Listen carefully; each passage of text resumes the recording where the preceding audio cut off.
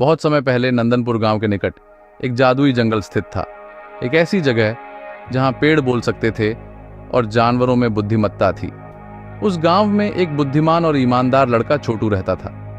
एक रात उसने एक सुनहरे रंग की चिड़िया के बारे में सपना देखा जो उससे बोली, छोटू, जादुई जंगल को खतरा है, केवल तुम ही उसे बचा सकते हो। भोर होते ही उसकी दादी ने उसे एक छोटा पाउच दिया जिसमें एक चाबी, एक दर्पण और एक सूखा फूल था। ये सही समय पर काम आएंगे, उन्होंने कहा। जंगल की ओर जाते समय छोटू ने एक रोते हुए बच्चे हाथी गोलू से मिला।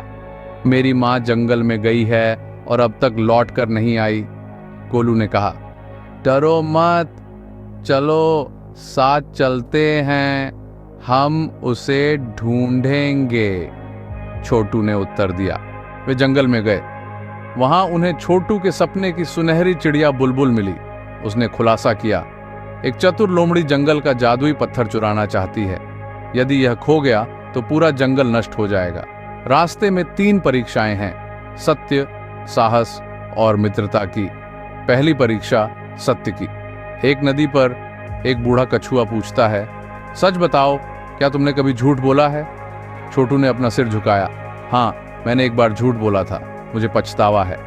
कछुआ मुस्कान दिखा रहा था।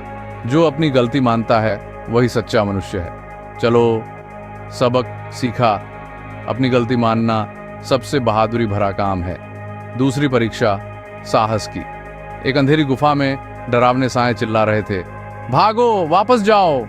गोलू डर गया, लेकिन छोटू ने उसका हाथ पकड़ा। हमें तुम्हारी मां को ढूंढना है, साहस दिखाओ। वे अंदर चले गए। छोटू ने अपने पांव से चाबी निकाली।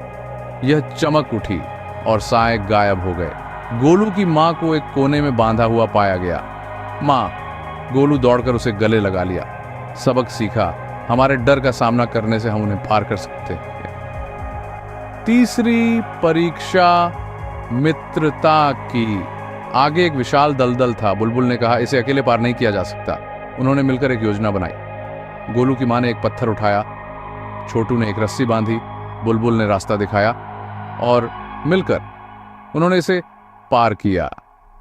शेर राजा प्रकट हुए। शाबाश, तुमने तीनों परीक्षाओं को पास कर लिया है। सबक सीखा, साथ में हर कठिनाई जीती जा सकती है।